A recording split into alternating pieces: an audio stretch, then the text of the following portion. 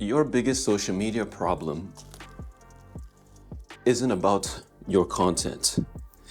It's actually what's happening between your ears. Now, you see, most real estate agents fail at social media, not because they're bad at it, but because their mindset sabotages them right from the start. Okay, now before you roll your eyes at yet another strategy video, another mindset video, whatnot, this is not that kind of video. This is not about you need to post more and post and consistency and all of that. This is not about that. Let me also clarify something. This also isn't about your posting times, whatever hashtags to include, and whatever tactics and stuff to use. This is not that kind of video. Many realtors believe they need to post flashy homes and flashy content and dance on video, but deep down they're actually frustrated, pouring hours and hours into creating content that doesn't just get them results. They need to understand why their content isn't connecting with their audience, and the answer lies in psychology, not tactics. And today, I'll show you how to fix it. In fact, there's a specific framework that the top 1% of real estate agents or realtors use unconsciously, and I'll break down exactly how it works and how you can also use it to apply for your content. Now, I want you to think of your content as if it's this nail here. Let me move out here. This nail, okay? This is your content. This is your post here. This nail represents your content. Now, I understand that this nail is actually a screw. It's not an actual nail, but for the purpose of this example, just think of it that this is a nail. And think of this block here. Think of this block as like your audience, right? This is your audience and this is your content. So here's what's gonna happen. Here's what you're doing, right? A lot of the times when most agents are posting online, this is the nail, this is your audience, this is what you're doing. You're just doing this.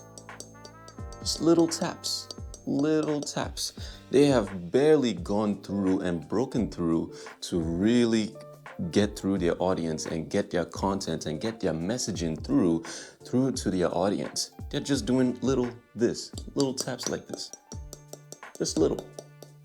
That's not effective. What you want to do instead is make sure your content goes like this. An agent showed me the social media strategy, perfect social media strategy that he had crafted after reading so much and learning so much and watching so many videos and stuff.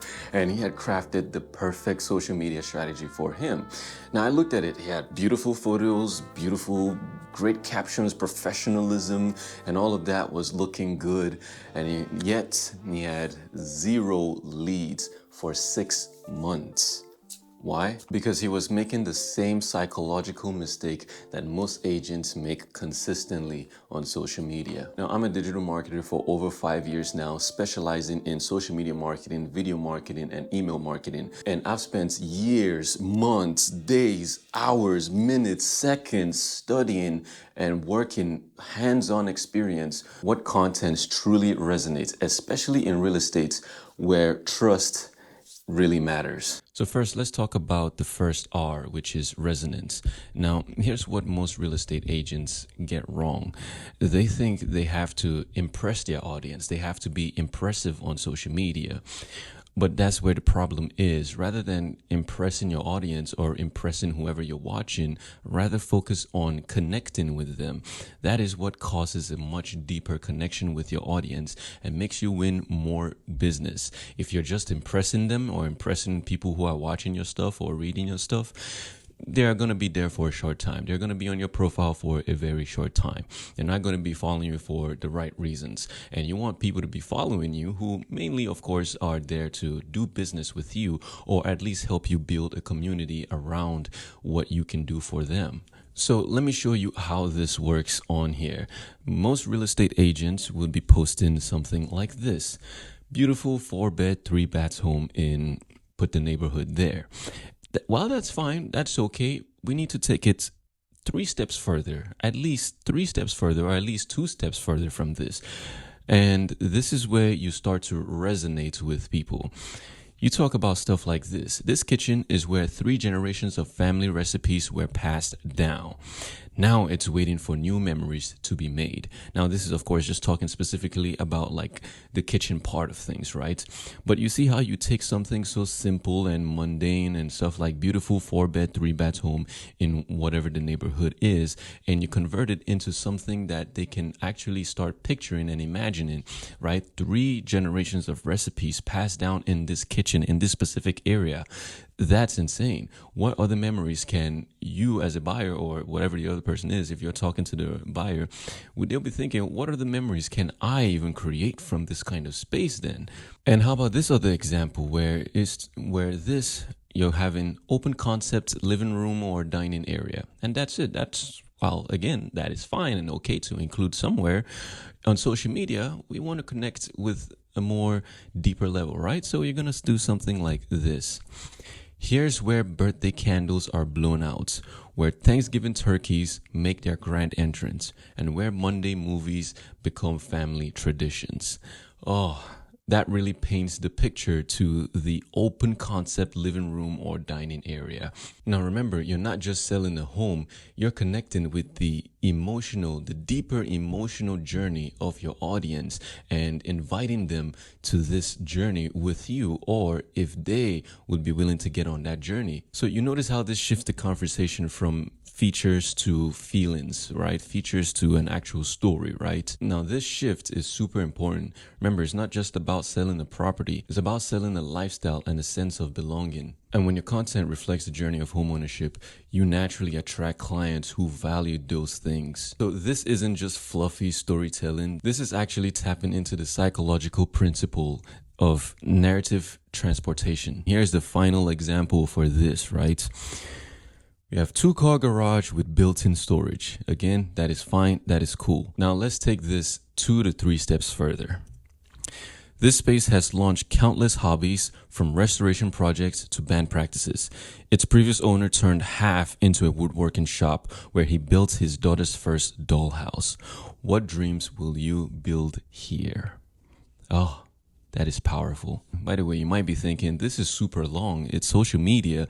No one is going to read for this long. Trust me, people will. The serious people will. And also, if you feel like it's getting too long, toss it into ChatGPT or Claude or whatever AI you use and just tell it to shorten it. Or you can remove some details that may not be necessary. So maybe in this part, let's say talking about the previous owner and what and stuff is not that important. Just remove it. Just remove it. And now you have kept it shorter. That's all it is. That's all it takes. The impact is still there. Now let's talk about the second element, which is engagement. And in a moment, I'll actually show you why strictly just commenting with emojis and replying to emojis, actually, it's hurting your comments. It's hurting your brand. Now here's another thing most agents get wrong when it comes to engagement, right? This specific element. They ask generic questions like, what's your dream home feature? And they wonder why no one is responding to that. Instead, what you should be doing is share a genuine moment of reflection. For example, today I helped a family find their forever home after 6 months of searching. It reminded me why I chose this profession. What moments in your work makes everything worth it? Now, this triggers what psychologists call self-disclosure reciprocity. And it's when you share a genuine moment and others feel they need to share another moment of their selves back. And now I want you to actually take a look at this spectrum. This is called the spectrum of engagement. And when you're posting something, you actually would fall somewhere within these lines. If you are asking a question, or you're posting something online and your main focus is that engagement part of it, right? You fall somewhere between this line. This line here, you have in this part, you're informing, you're consulting, you're involving, you're collaborating, or you're empowering your audience. Now, where you want to fall is from here, involving them all the way to empowering them. But where most agents fall is in the informing and in the consulting. Most of them in the information part of things. And this is where you fall short. Now, I actually would make a video that would dive much deeper into this. And of course, in our newsletter, we would dive much deeper into this aspects, each of these aspects, and show you how to really leverage this spectrum. If you want to join the newsletter, link in the description. Otherwise, subscribe to the channel and wait for when the video is out, or if it's already out, it would be in the description below. Now let's talk about the next element of the framework: authority. Now, this is where the psychology gets pretty interesting. I want you to forget about posting endless market updates. Instead, here's what you're going to do. You're going to do something I call insight stacking. And here's how it works. Okay, so here's how this works, right? This is my insight stacking. Although this concept already exists and it's called the DKIM or something like DKIW concept, but I call it the insight stacking. So it's very easy to understand. And this part here, this is your data. This is data. This is where we're talking about data. This is where you're trying. Remember, this is us trying to build authority, right? So this is talking about data and what it pertains to. In this part here, this is where we talk about the information that pertains to the data. So this is like the things like the numbers, the percentages and stuff like that. This is the information that relates to that data or that data, however you want to pronounce it. And this part is the knowledge part of things. Now, don't mind my handwriting here. This is very weird drawing on this tablet, so my handwriting would be a little bit off. But let's say this part here is the knowledge part. This is the knowledge part of things. And this is how you use this information, what this information here means to a group of people or something like that, right? And the last part here is what you call wisdom. This is the wisdom part of things. And this is how you would apply this knowledge that you've learned, right? How you apply this to specific scenarios or your own specific scenario. Okay, so let's go into an example here. So here's one. Everyone's talking about rising interest rates, but here's what no one's discussing.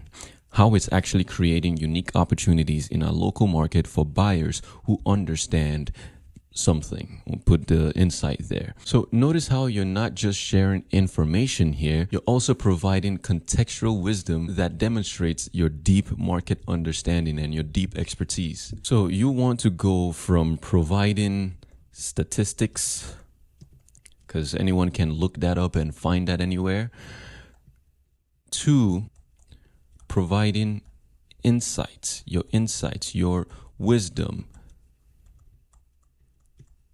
And in the pyramid here, to truly build authority, you're going to be in this area here, these two parts, the wisdom and the knowledge. This is the part you're going to live in most of the times. Not just providing information or providing the data, you're going to provide wisdom and knowledge, and that is how you build authority.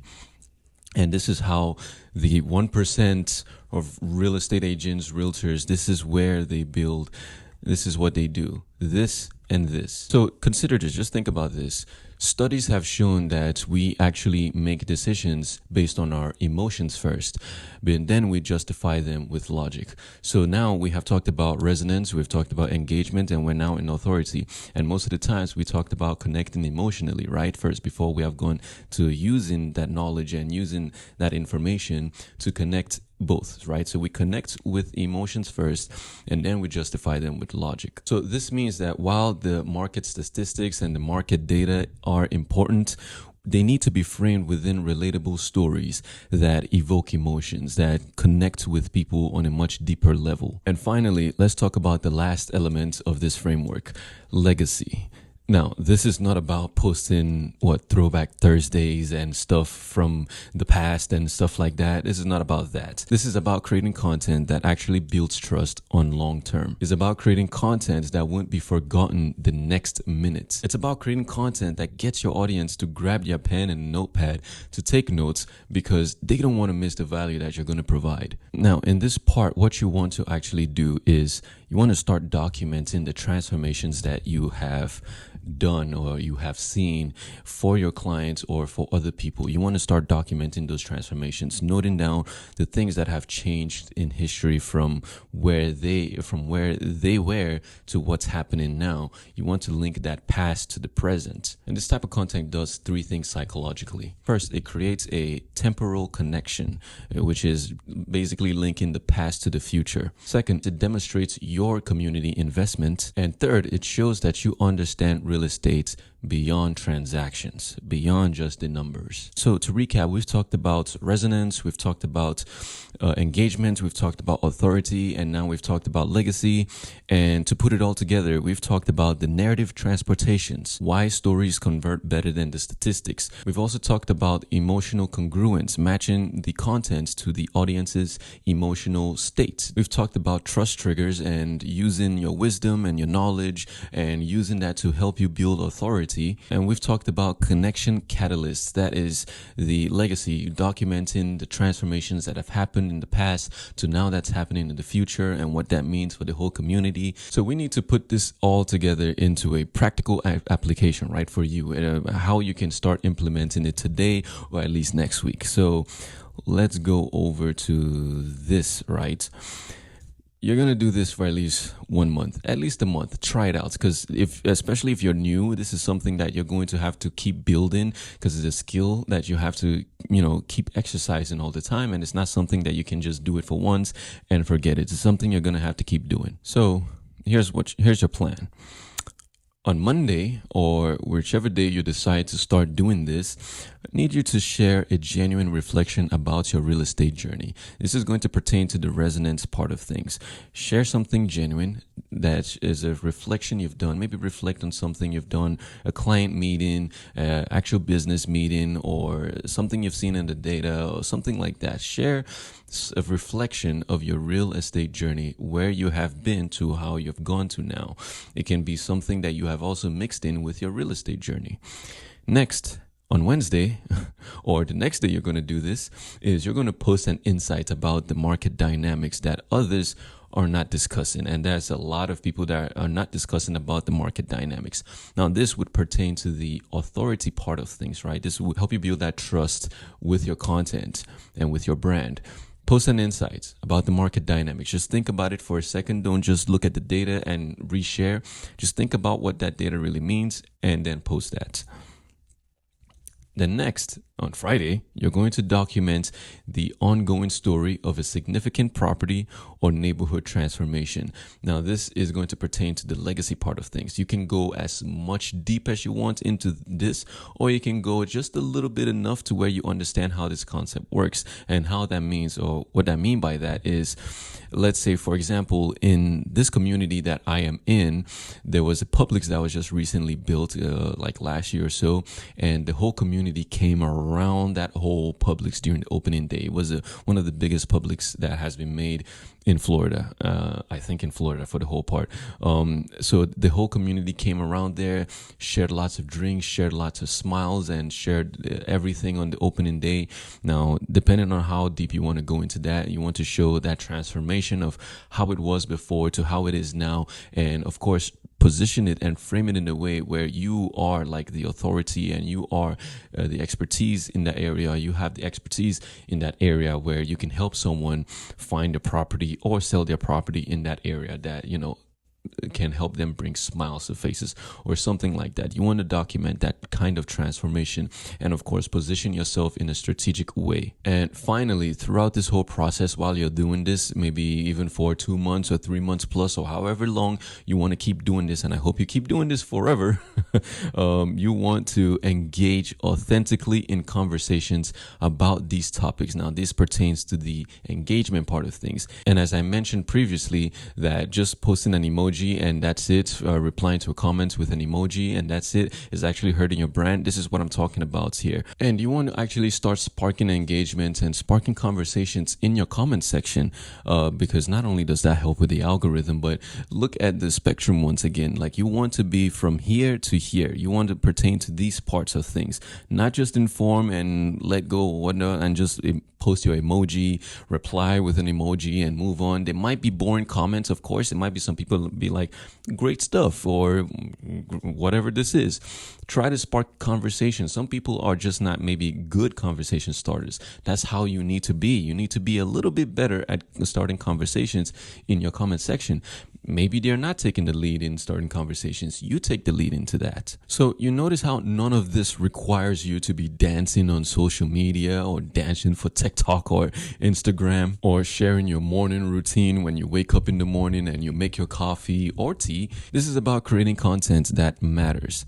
This is about creating content that is there for a long term. This is about creating content that converts viewers or followers into clients, because you are tapping into much deeper levels than most agents are not willing to go or do not know how to go. Now you truly understand the essence of the Real framework, how you can really start posting content that lasts for a long term and connecting emotionally and on much deeper levels and converting your followers into clients. Now, some of you might still be wondering, I'm not a good storyteller. I don't know how I can even start with this and really get it going at least next week. I want you to watch the next video here about how you're going to use easy storytelling frameworks to tell compelling narratives. So at the end of the day, we want to create content that doesn't do this, just tapping on the surface. We don't want to create content that does that. We want content that goes